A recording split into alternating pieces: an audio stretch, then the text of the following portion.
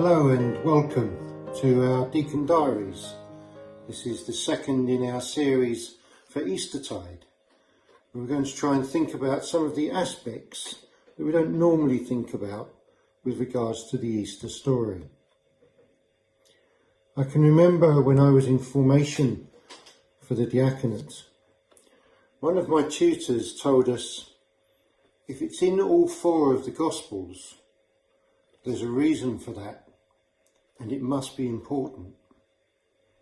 So I was beginning to think about what aspects of the Easter story are in all four of the Gospels. One that struck me as I thought about it was that in each story we're told about the stone that closes the tomb.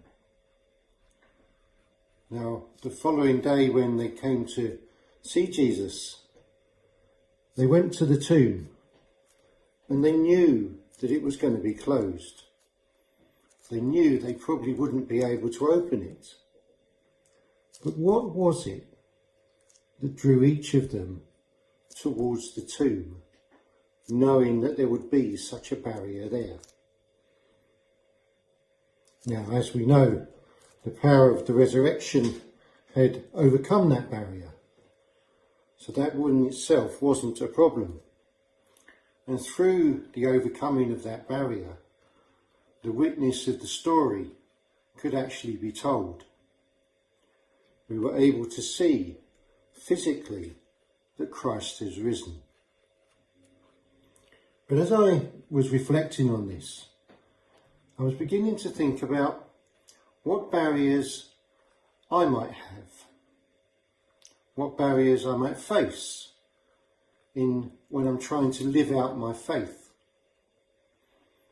What barriers actually are there that stop me trying? Or, as we look at it a bit further, do I put barriers in the way? Do I continue seeking out Christ even when I think there are barriers, when they may not be there?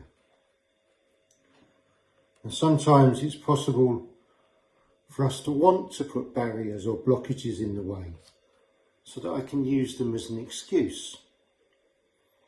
But I have to ask myself, why do I do that? If I know that the resurrection overcomes everything, do I actually trust that it's God's will and that I'm part of that, and I'm part of that for a purpose? What barriers do I have in the way? Do I think I can't do it? Do I think God is testing me too much? Or am I just lazy in my faith?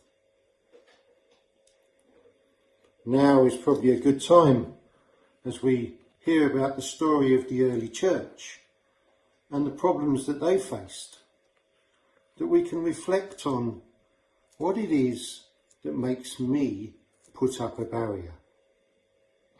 What is it that I think is the biggest barrier in my life when I'm asked about my faith? As I see the Easter story and I see how it pans out and the early church starts to grow, Christ left us to be able to continue the story of his life and his mission. But I can only do that if I'm open, like the tomb was open. I don't need anything to get in the way. So as I reflect this week, I'll be looking to see, what is it that stops me? Or rather, what is it I think that stops me if I'm not even prepared to try?